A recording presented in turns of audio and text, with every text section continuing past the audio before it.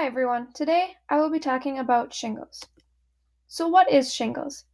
Shingles is a reactivation of the chickenpox virus. This means that you cannot contract shingles from anyone because it is a second occurrence of chickenpox. Instead, if you contract it, you will just start off with the chickenpox virus. This reactivation causes a painful rash on small portions of the body. The virus responsible for both the chickenpox and shingles virus is called varicella zoster.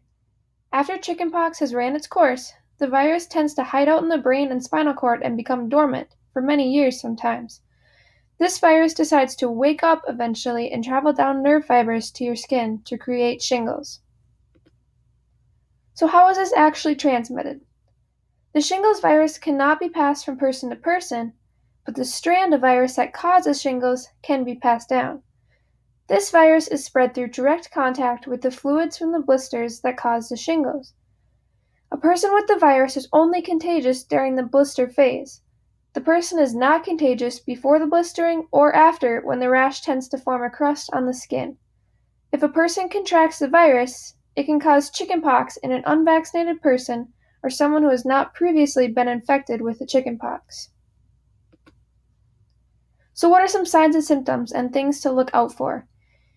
One of the main things that you need to look out for is pain on one side of the body. That'll usually be your first symptom, followed by red rashes that appear a few days after the pain with burning or tingling of the skin, itching, fluid-filled blisters that eventually will break open and cause crust, and fever, headaches, and most of all, fatigue. So some treatments.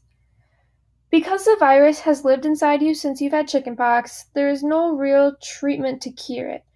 Doctors will prescribe, however, antiviral medication to shorten the life of the virus and reduce symptoms. The average length of shingles is between 2 and 6 weeks. Because medication for shingles is symptom-based, there are also many home remedies that can help ease symptoms. Healing baths. This is a daily cleansing of the skin, which also helps to clean and reduce the risk of spreading. Cool compression is by taking a wet, cool cloth and setting it on the rash, which can help ease some of the discomfort and itching. Baking soda and cornstarch mix also reduces itching when applied. And one of the biggest things that people do with shingles is change their diet because a weakened immune system actually worsens shingles. So adding healthy diet habits to increase your immune system can really help. This includes foods such as orange and yellow fruits, green vegetables, red meat, fish, eggs, and dairy. Some statistics. 1 out of 3 people in the United States will develop shingles in their lifetime, so this is a very common illness. There's estimated about 1 million cases in the US per year, but it's not deadly. Only about 96 deaths in the US each year, most of which are elderly and people with suppressed immune systems, such as pregnant women or babies. Some high-risk individuals, if you have already had the chickenpox virus, you are the most likely to get shingles.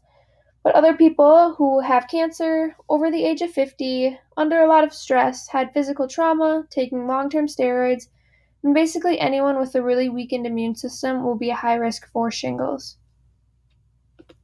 So what are some preventative steps? Shingles is less contagious than chickenpox, and if the rash is well covered with a bandage or some gauze, the risk of someone with shingles spreading the virus is low. Some of the things you can do is obviously cover the rash, avoid touching the rash because sometimes juices from the blisters can get on your fingers.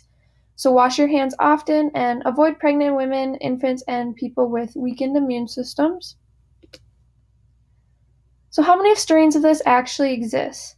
There are actually 31 different strains of the shingles virus, 15 of which are most common, and 7 of the strains cause rashes, whereas the other 8 do not cause rashes. The strain of shingles is often determined by where the rash is located on the body.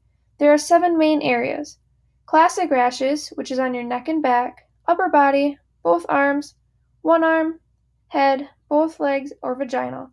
Shingles that do not cause rashes often go undiagnosed, but some examples are neurologic shingles, which is nerve pain in the legs and feet, maddening itch shingles, which is a moving itch that cannot be resolved because the nerves affected are too deep under the skin, and colitis shingles, which is severe inflammation of the lining of the colon.